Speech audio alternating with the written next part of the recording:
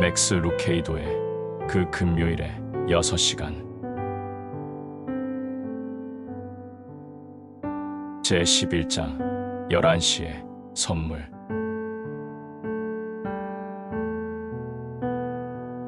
니고데모는 한밤중에 찾아왔습니다. 백부장은 한낮에 찾아왔습니다. 문둥병자와 죄지은 여인은 무리들 틈에 숨어서 모습을 드러냈습니다. 삭개오는 나무 위에 있었습니다. 마태는 그분을 위해 잔치를 베풀었습니다. 교육받은 사람, 능력 있는 사람, 따돌림 당한 사람, 병든 사람, 의로운 사람, 돈이 많은 사람. 이전까지 이런 사람들이 함께 모인 적은 없었습니다. 그들 모두에게는 한 가지 공통점이 있었습니다. 가슴 속에 소망이 하나도 없었다는 것입니다. 오래전에 사기꾼들과 오리배들에 의해 텅 비어버렸던 것입니다. 그들은 남에게 줄 것이 하나도 없었습니다. 대신 모든 것을 요구했습니다. 새로운 삶, 두 번째 기회, 새로운 출발, 깨끗한 양심 말입니다. 그리고 그들의 요구는 하나도 예외 없이 다 충족되었습니다. 그리고 지금 갈급한 영혼의 사내들이 소원을 들고 찾아왔습니다. 두 사람 모두 죽음이 얼마 남지 않은 가운데 왕 앞에 있었습니다. 그 중 하나는 빵 부스러기를 요청할 것입니다. 그리고 다른 사람들과 마찬가지로 커다란 덩어리를 받게 될 것입니다. 해골의 언덕은 바람이 몰아치는 돌투성이의 언덕입니다. 강도는 몹시 지치고 창백했습니다. 죽음의 문이 삶을 마감하는 그 앞에 삐걱하는 소리를 내며 열려 있습니다. 그의 처지는 참으로 불쌍했습니다. 그는 실패의 나락으로 굴러떨어지는 나선형 계단의 마지막 걸음을 내디디고 있습니다. 하나의 범죄는 곧 이어 다른 죄로 이어졌습니다. 한 사람 또 한 사람, 모든 사람이 그를 거부했습니다. 그는 점점 더 추락해 마침내 인생의 가장 밑바닥이라고 할 수 있는 세 개의 목과 하나의 나무기둥에까지 이르게 되었습니다. 그는 자신의 적나라한 모습을 가릴 수 없었습니다. 그가 걸치고 있는 유일한 옷은 수치심이라는 외투였습니다. 화려한 미사여구나 인상적인 이력서 또는 주일학교에서 받은 상조차 없었습니다. 다만 실패의 역사만이 적나라하게 드러날 뿐입니다. 그는 예수님을 봅니다. 그도 처음에는 그분을 조롱했습니다. 군중들이 비난의 합창을 부르면 그도 자기 파트를 따라했습니다. 그러나 이제 그는 예수님을 조롱하지 않습니다. 그는 그분을 알게 되었습니다. 그는 이 사람이 도대체 어떤 사람인지 궁금해지기 시작했습니다. 참으로 이상했습니다. 그분은 녹슬고 거친 그 못을 거부하지 않았습니다. 오히려 그것을 반기는 것 같았습니다. 그는 자신의 옆에 서 있는 분이 사람들의 조롱과 모욕을 들으며 그 가운데서도 여전히 침묵을 지키는 것을 봅니다. 그는 예수님의 머리에 씌워진 가시면류관이 낸 상처 때문에 뺨으로 흘러내린 선명한 핏자국을 봅니다. 그리고 다 쉰 목소리로 속삭이는 소리를 듣습니다. 아버지여, 저들을 용서하소서. 왜 저 사람들은 이 사람을 죽이려 하는 걸까? 강도의 호기심은 천천히 육체의 고통을 상쇄하기 시작했습니다. 그는 일시적으로 자기 손목에 있는 뼈를 파고든 목과 장단지를 붙들어 매고 있는 꺽쇠를 잊었습니다. 그는 자기 마음속에 기이한 오마함이 일어나는 것을 느끼기 시작했습니다. 그는 이 사건을, 이 평화로운 순교의 사건을 마음에 새기기 시작했습니다. 그의 눈에는 분노가 없다. 오직 눈물만이 있다. 그는 한 무리의 군병들이 땅바닥에 주사위를 던지며 너덜너덜한 두루마기를 제비 뽑아 나누는 것을 보았습니다. 그리고 예수님의 머리 위에 붙어있는 명패를 보았습니다. 거기에는 비꼬는 말투로 이렇게 쓰여 있었습니다. 유대인의 왕. 사람들은 이분을 왕이라고 조롱한다. 그가 미쳤다면 처음부터 무시했을 것이다. 그를 따르는 자들이 없었다면 그를 우습게 보고 돌려보냈을 것이다. 그에게 두려워할 만한 것이 없었다면 그를 죽이지 않을 것이다. 그에게 왕국이 있다면 그들은 왕을 죽이고 있는 것이다. 그게 가능할까? 그는 갈라진 입술을 열어 무슨 말을 하려고 했습니다.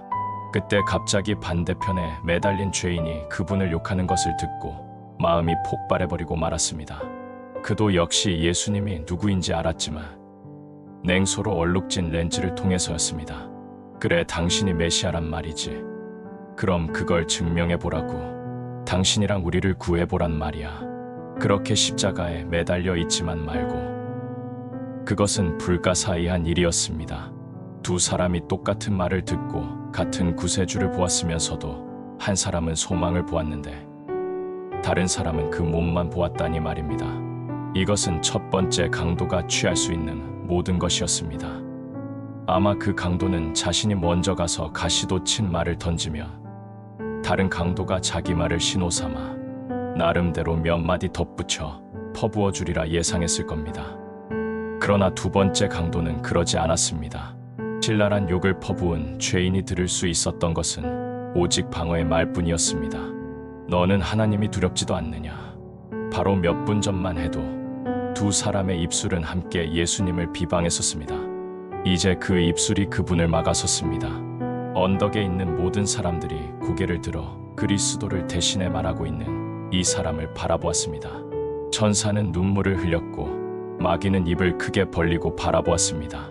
이 강도가 자기 자신 이외의 다른 사람을 생각할 수 있다는 것을 누가 감히 상상이나 했을까요? 그는 언제나 불량배에 소매치기에 건달이었습니다.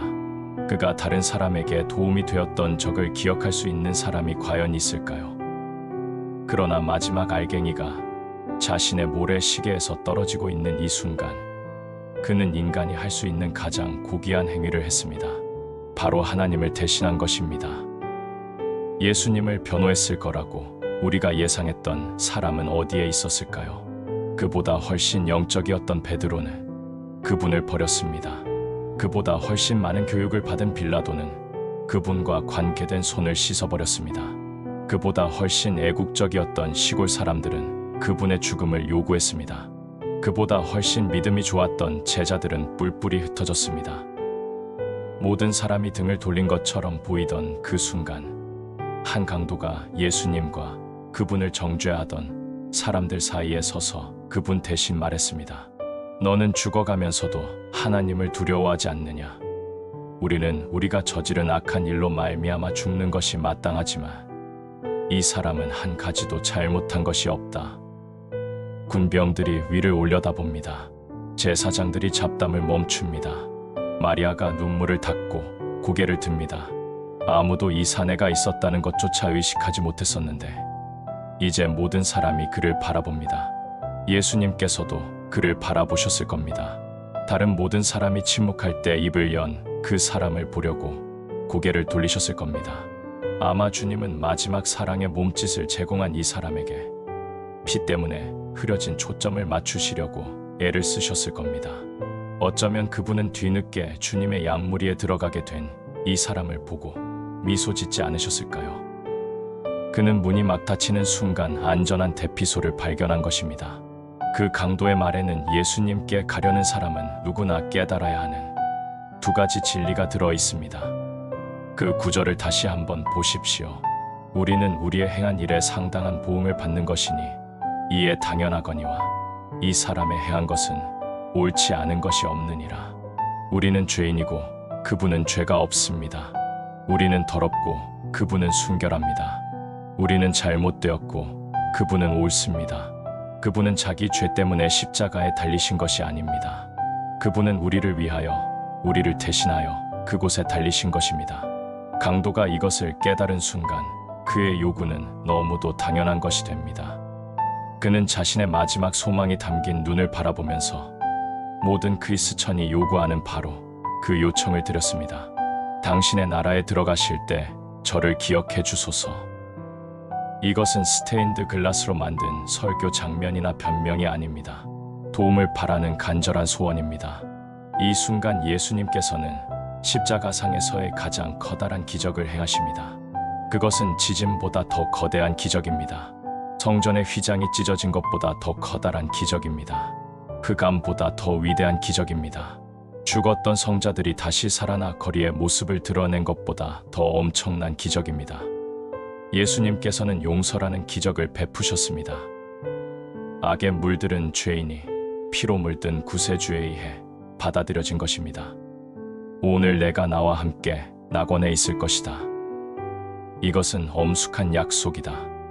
방금 전까지만 해도 그 강도는 성문 앞에서 신경질을 내며 혹시라도 왕이 빵 부스럭이라도 던져줄까 하고 기다리던 신세였습니다. 그런데 갑자기 식료품 창고 전체를 하사받게 되었습니다. 이것이 바로 은혜가 무엇인지 십자가의 주님이 알려주실 수 있는 최고의 정의입니다. 나의 이야기를 좀 하겠습니다. 나는 그날 단 하루만 워싱턴에 있으려고 했습니다. 그런데 마침 사람들이 너무 많았습니다. 그래도 나는 그것을 꼭 봐야 했습니다. 물론 이미 그것에 대해 읽기도 하고 듣기도 하고 새로운 소식이나 사진을 보기도 했지만 꼭 직접 보고 싶었던 것입니다. 잿빛 하늘에는 안개비가 얇은 막처럼 흩뿌리고 있었습니다. 나는 외투깃을 세우면서 옷을 꽉 조였습니다. 나는 약 90m 정도 걸어간 다음 약간 경사진 보도를 내려갔습니다. 거기에 그것이 있었습니다. 왼쪽에는 워싱턴 기념관이, 뒤에는 링컨 기념관이 놓여 있었고 내 앞에는 베트남 참전용사 기념비가 펼쳐져 있었습니다. 이곳은 세대를 이어가는 통곡의 벽입니다. 검은 대리석판에 새겨진 이름들은 죽은 병사들의 명단이라기보다 차라리 고등학교 미식 축구팀의 선수 명단 같기만 합니다. 모든 이름들이 다 젊은 사람들의 것입니다.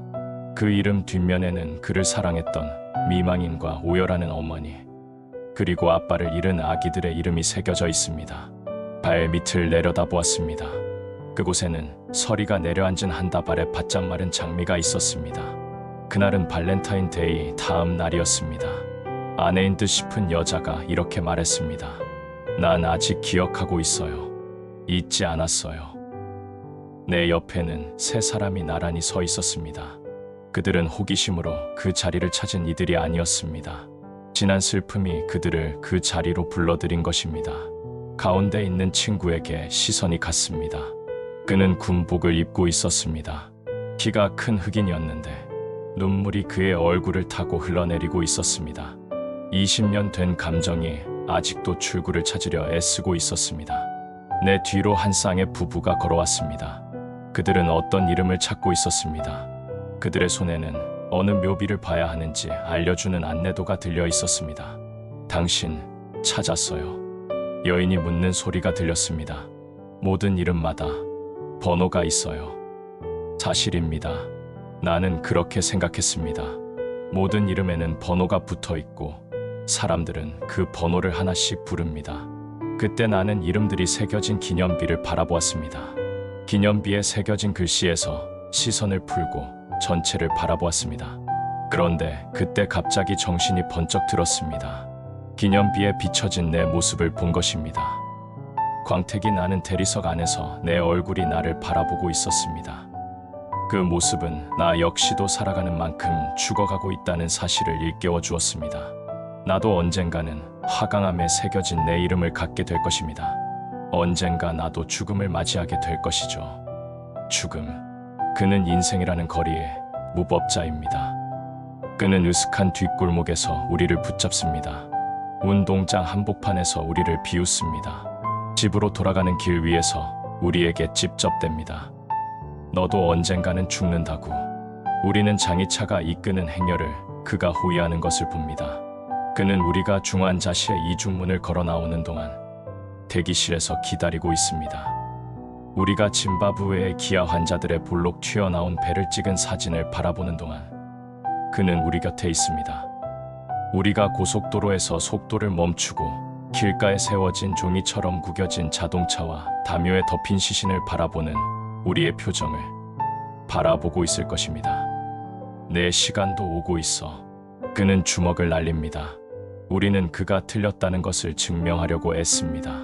조깅도 하고 다이어트도 하고 엮기도 들어올리고 골프도 하면서 우리가 아무리 이것저것 애써도 결국에는 그것을 조금 뒤로 미루는 것뿐임을 압니다. 그래도 우리는 그것을 피하려고 발버둥칩니다. 모든 사람에게는 숫자가 있다. 그는 다시 알려줍니다. 그리고 모든 숫자가 불리움을 당할 것입니다. 그는 당신의 배가 바짝 긴장하도록 만들 것입니다. 눈이 크게 떠지고 어안이 벙벙하게 만들 것입니다. 두려움이 당신을 감싸할 것입니다. 젊은 시절의 기쁨과 노년의 평화를 훔쳐갈 것입니다. 죽음에 대한 두려움 때문에 제대로 살아가지 못하도록 만들 것입니다. 그렇기 때문에 우리는 혼자서 그와 마주쳐서는 안 됩니다. 그 불안당 같은 녀석은 우리가 혼자 덤비기에는 너무 큽니다. 그래서 당신에게는 큰 형님이 필요합니다. 다음 말을 읽고 용기를 내십시오. 자녀들은 혈육에 함께 속하였음에 당신과 내가 바로 이런 사람입니다. 그도 또한 한 모양으로 그가 바로 우리의 큰 형님인 예수님이십니다. 그가 혈육에 속하심은 사망으로 말미암아 사망의 세력을 잡은 자 곧 마귀를 없이 하시며 또 죽이기를 무서워함으로 일생에 매여 종노릇하는 모든 자들을 놓아주려 함이니 이는 실로 천사들을 붙들어 주려 하심이 아니요 오직 아브라함의 자손을 붙들어 주려 하심이라. 예수님께서는 죽음의 정체를 드러내고 그가 어떤 존재인지 밝히셨습니다. 그분은 죽음의 장막이 생명을 덮는 것을 가만히 지켜보고 앉아 계시지 못합니다. 우리는 죽음과 직접 얼굴을 마주 대하는 예수님을 분명히 보게 될 것입니다. 죽음의 수하들에게 두들겨 맞고 상처 입은 자기 형제와 자매들을 보시며 눈물 짓는 그분의 눈동자를 보게 될 것입니다. 주님이 매달린 십자가 옆에 매달려 주님을 바라보았던 한 강도의 눈동자를 바라보시던 것과 같이 말입니다.